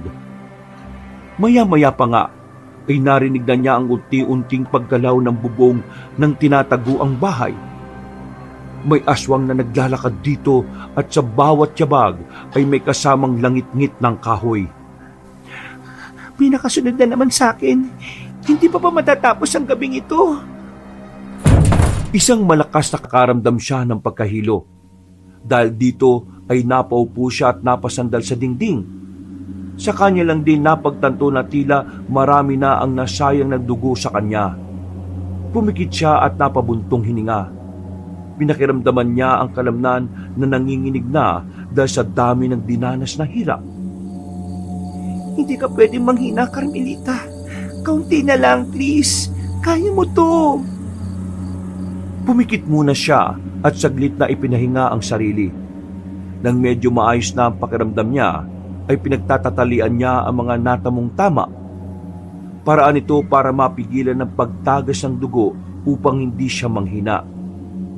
Tinahak na niya ang masukal na daan hanggang sa marinig na naman niya ang nakakakilabot na alulong ng mga aswang. Bawat takbang ni Carmelita ay maingat. Nagtuloy-tuloy lang siya hanggang sa maaninag na niya ang kalsada. Nakahinga ng maluwag ang dalaga at halos gusto niyang maiyak pero kinontrol niya ang emosyon. Alam kasi niyang walang panahon ngayon para maging senti-senti. Ngunit nang palabas na siya sa kakahuyan, ay nakita niyang may nakaupo sa dulo ng batuhan. Inakala pa nga niya nung una na guni-guni lang ang nakikita. Pero biglang gumalaw at tumayo. Eksaktong paglitaw ng nagtatagong buwan ay sa kanya malinaw na nakita ang nilalang. Si Mang Feliciano. Nanlilisik ang mga mata ng Ginoo. Puno ng dugo ang bibig at nakabitin pa ang maliit na piraso ng laman na parang mula sa hayop o tao. Paano ka nakarating kagad dito? Anong klaseng tanong yan? Akala mo ba talaga makakatakas ka sa lugar na ito? Senyorita, hindi mo pwedeng takasan ang kapalaran mo. Tumigil ka! Hindi ka ang magdidikta sa buhay ko! Ikaw ang tumigil, babaeng suwail. Sa ayaw at sa gusto mo, ikaw ang magmamana ng mahiwagang itim na sisiw. Ang sumpa na una nang naipasa sa ninuno mo hanggang kay Doña Camelia.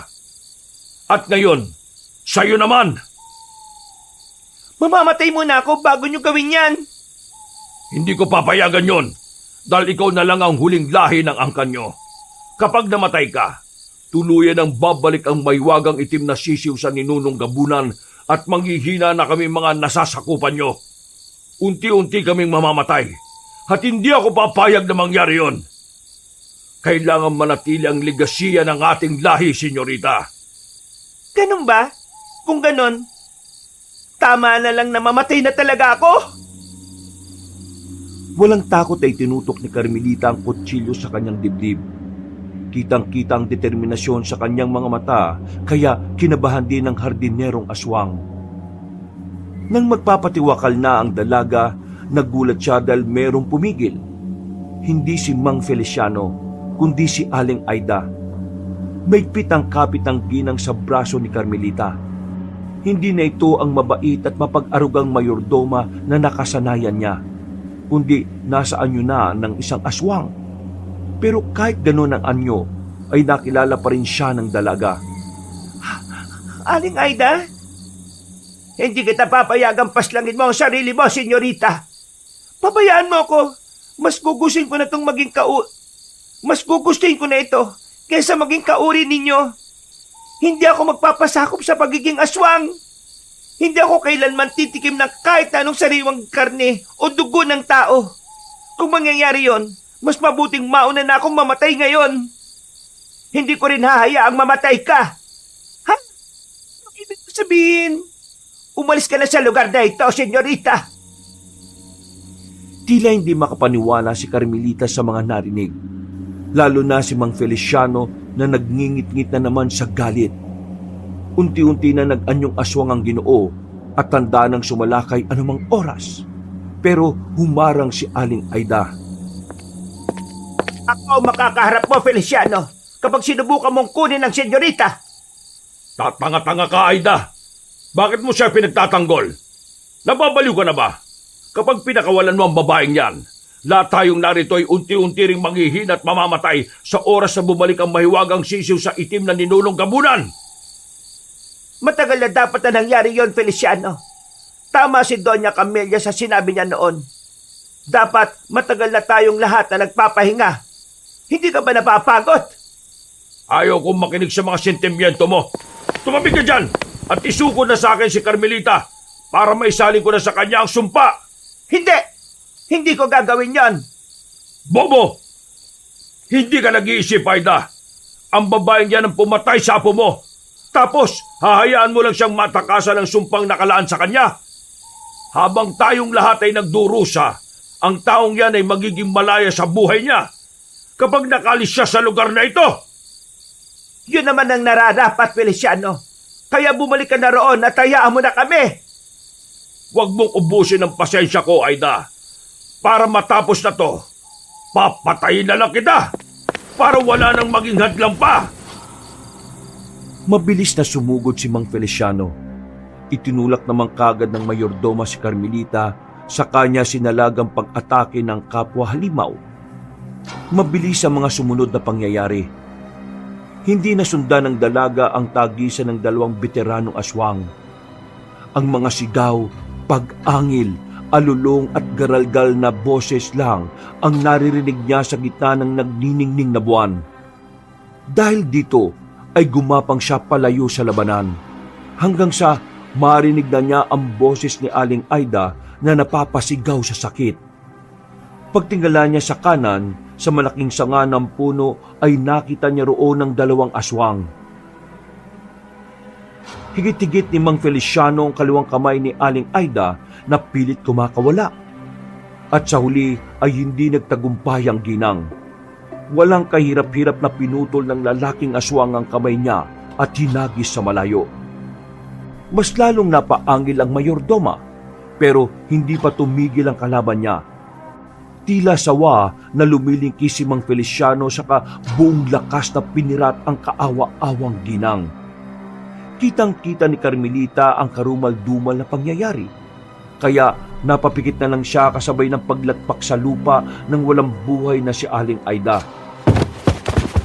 Sinabi ko naman sa'yo na huwag mong subukan ng pasensya ko, Aida. Samahan mo ng apo mo sa impyerno! Galit na napakagat ng labi si Carmelita habang pinagmamasdan na nagiging abo ang katawan ng mayordoma. Sa kabilang banda ay tila kinumutan siya na matinding takot dahil alam niyang wala na siyang kawala pa sa hardinero.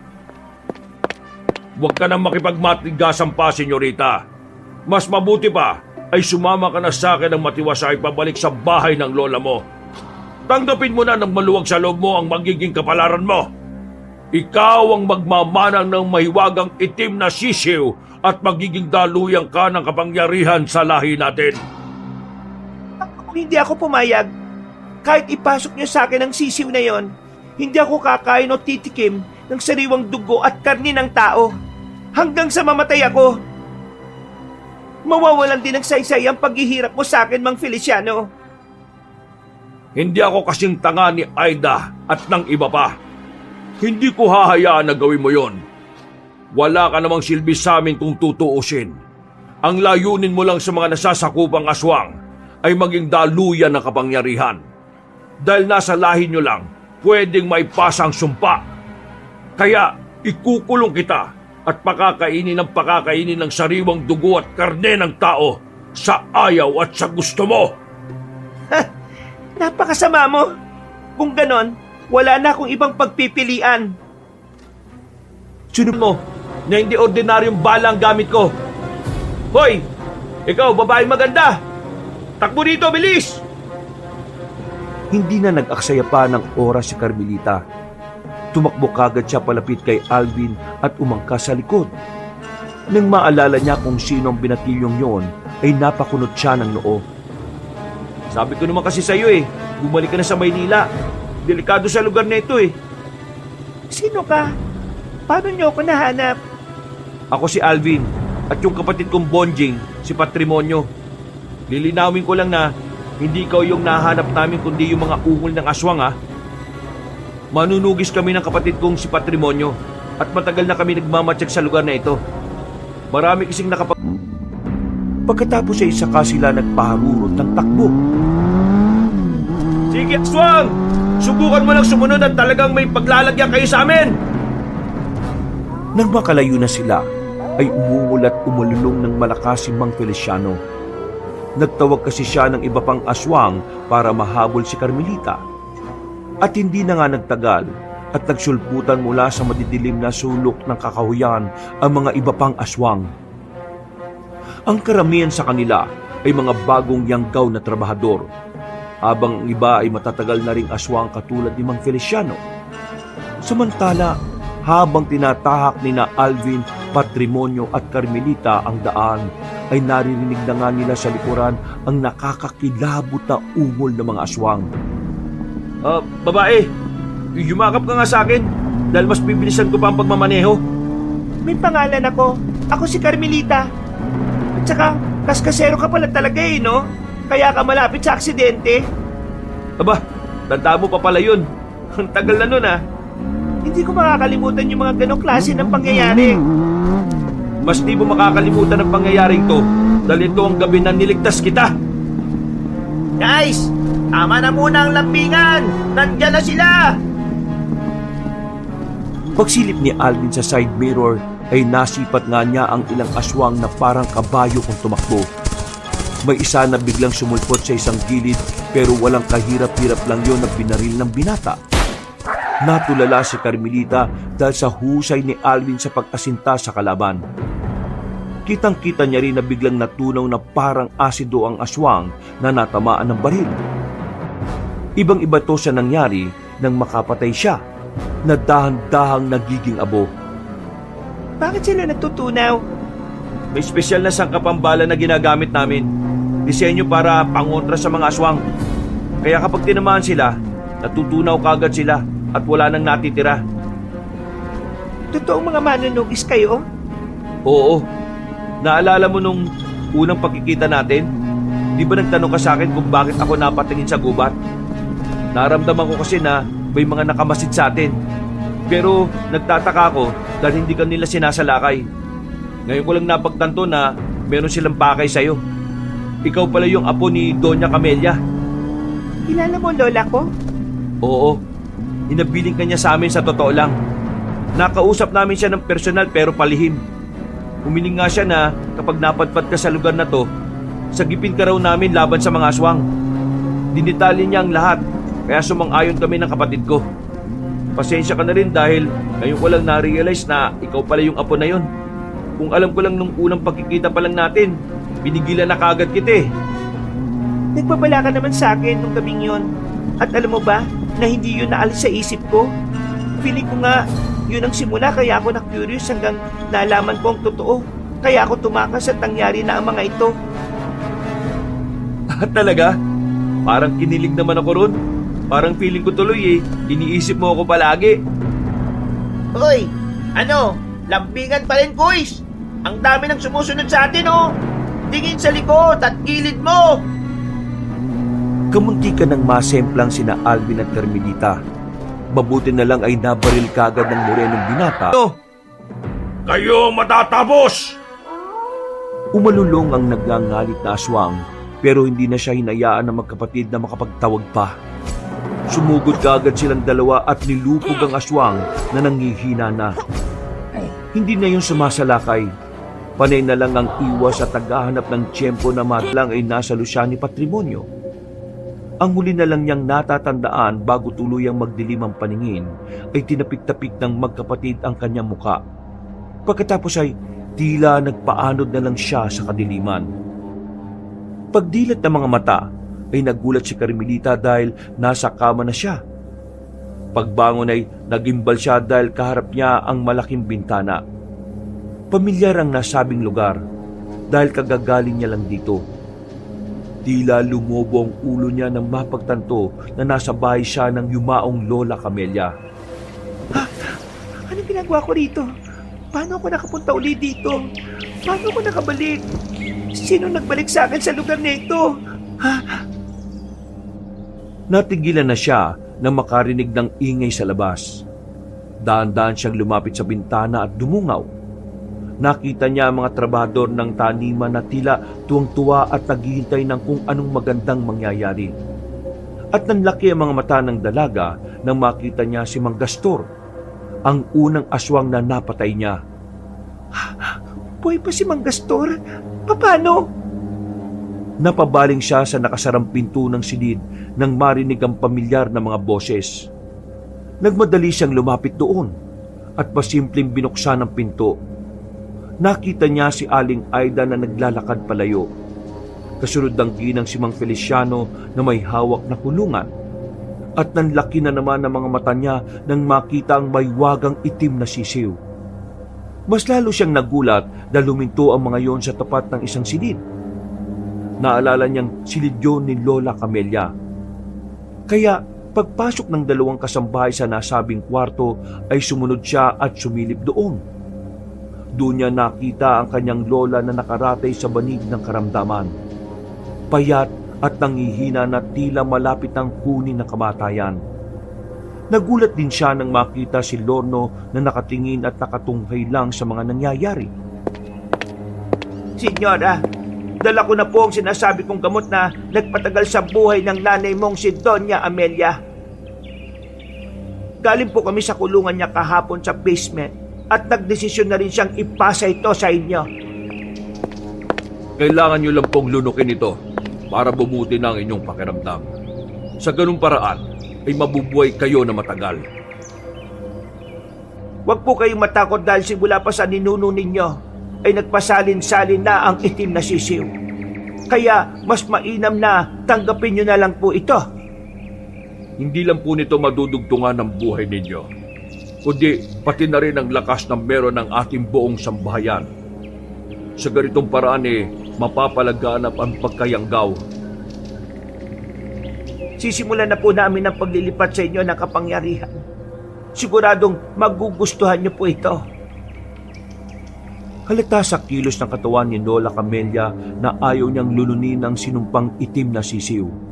Pero wala naman siyang magawa dahil gusto niya rin namang mabuhay pa na matagal. Maya-maya pa ay binuksan na ni Mang Feliciano ang kulungan at kinuha ang mahiwagang itim na sisiw. Pilit naman na ibinuka ni Aling Aida ang bibig ng walang kalaban-laban na matandang may karamdaman. Pagkatapos ay sa kanila pinasok sa bibig ang nasabing mahiwagang hayop. Hanggang sa malulo nito. Maya-maya pa ay biglang nangisay si Lola Camelia. Dahil doon ay natutop ni Carmelita ang bibig. Dahil doon ay napaiyak siya at pabalagbag na pumasok sa kwarto. Napatingin sa kanya ang mga tao sa loob ng tila gulat na gulat. Hindi niyo dapat ginawa yun sa lola ko. Iluwan niyo ang itim na sisiw. Ipaluwan ninyo. Tumitig lang ng masama sa kanya ang mga taong nasa silid at pagkatapos ay nagdilim na ang buong paligid. Ilang saglit pa ay isa-isa nang nagpalit ng anyong aswang sina Aling Aida, Lorno at Mang Feliciano. Napatras si Carmelita sa takot hanggang sa mapadikit siya sa nakasarang pinto. Mas lalo siyang nangilabot nang biglang mandisik ang mga mata ng aswang. Tumitig yun sa kanya na parang nanlilibak bago sabay-sabay nang umiti. Ikaw na ang susunod na magmamana ng mahiwagang itim na sisiw. Tumigil ka! Hindi ako papayag! Tanggapin mo na ang sugpa, ate. Ikaw ang muling magmamana nito kaya dapat mong ipagpatuloy hanggang sa susunod mong henerasyon. Hindi mangyayari ang sinasabi mo, Lorno. Hindi ako papayag. Kahit na anong gawin mo, hindi mo matatakasan ang kapalaran mo, Senyorita Carmelita. Hayaan mong lukuban ka ng kapangyarihan at sumpa ng lahi ng mga aswang. Huwag mong takbuhan ang nakatakda. Tama na. Hindi to totoo. Nananaginip lang ako. Panaginip lang ang lahat ng ito. Natigilan na ang dalaga nang makita niyang biglang bumangon si Lola Camelia mula sa kama. At laking gulat niya dahil maayos na ulit ang pangangatawan nito. Hindi na nangangayayat at talagang punong-puno na ng kagalingan. Biglang nawala ang takot niya kasabay ng paglaho ng ibang tao sa paligid. Silang dalawa lang ang natira sa silid na yon. Lola, buhay po kayo? Ngumiti ang matandang babae. Kaya dali-daling lumapit si Carmelita at yumakap dito na mahigpit. Muli siyang napayak sa saya subalit napawi rin ito nang meron siyang maramdamang kakaiba. Tila kasi humigpit ang pagkakayakap ng kanyang lola. Kaya pinilit niyang magpumiglas. Lola, nahihirapan po ako. Hindi po ako makahinga. Pero hindi siya pinakinggan ng matandang babae. Kaya naman nagpumiglas na siya hanggang sa makakawala mula sa mahigpit na pagkakayapos. Napatras siya at nang muling mapalingon kay Lola Camelia ay natakot siya dahil anyong aswang na ito. Walang ano-ano ay bigla siyang sinunggaban na matanda hanggang sa mapabalikwas siya ng bangon at mapasigaw. Natauhan lang siya nang makita sina Alvin at Patrimonio na tila nagulat din. Okay ka lang, Carmelita? Hindi kagad nakapagsalita ang dalaga. Napayak lang siya dahil sa takot pero natigilan din kaagad matapos maramdaman ng mainit na yakap ni Patrimonio. Napaismid naman si Alvin habang pinagmamasdan ng kapatid sa ginagawa nito. Uy, may pagyakap talaga? Nahiya naman ang dalaga kaya siya na mismo ang kumalas at nagpagpag sa sarili. Nang maging okay na ang lahat ay saka niya ikinuwento ang panaginip. Nakinig lang ang magkapatid at pagkatapos ay sila naman ang nagkwento kung paano napunta sa lugar na yon. Sinabi rin nila na stable na rin ang lagay ng dalaga at maaari nang lumabas ng ospital anumang oras. Basta mabayaran ang mga bills. Pagkatapos ng pangyayaring yon, ay bumalik kagad ang dalaga sa Maynila. Pero hindi pa rin siya mapakali dahil parang may gusto siyang gawin na isang bagay na hindi pa niya natapos. 3 buwan na parang may kulang sa kanya kaya nagdesisyon siyang bumalik sa probinsya, sa lugar na ipinamana sa kanya ni Lola Camelia. Halos abandonado na ang lugar. Lumang-luma na ang bahay. Wala nang nag-aasikaso kahit ang taniman ay nabubulok na lang ang mga pananim. Wala na rin kahit sinong tao. Kaya nagtaka siya dahil may mga natira pa namang aswang sa mga kinalaban nila. Nagtungo siya sa sekretong silid at nang makita niya ang kulungang nakakandado ay wala na roon ang maywagang sisiw na itim. Saan kaya nagpunta yung mga tao rito? At ano nang nangyari sa maywagang itim na sisiw? Patay na ang mga natitirang aswang dito. Ay, nakakagulat ka naman. Ikaw pala yan, Alvin. Paano mo nalaman na nandito ako? Nakita kita roon sa arko, kaya pasimple kitang sinundan. Kung hinahanap po yung mga tao dito o mga aswang, wala na sila, patay na. Paano? Bumalik na kasi yung mahiwagang itim na sisiw sa pinagmulan nito, sa sinaunang aswang na gabunan na nananahan sa kung saang parte ng masukal na gubat. Wala na palang mangangalaga nitong lupain ni Lola. Meron pa. Ikaw, di ba pinamana sa iyo ang lupain na ito? Bakit hindi mo pagandahin para naman matakpan ang masalimuot na pangyayari sa lugar na ito? Napangiti si Carmelita at sa tuwa niya ay nayakap niya ng mahigpit si Alvin. Tuwang-tuwa at kilig na kilig naman ang binata. Makalipas nga ang mga araw, linggo at buwan, sinunod ng dalaga ang sinabi sa kanya. Pinaganda niya ang lupaing ipinamana sa kanya at pinagyabong ito. Hindi nagtagal ay kinasal si Carmelita kay Patrimonio at nabuhay sila ng masaya. Wakas,